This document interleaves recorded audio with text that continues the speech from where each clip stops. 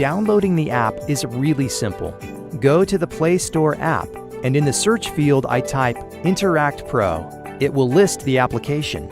Select it and click Download or Upgrade Pending, whether you are a first-time user or want to update the app.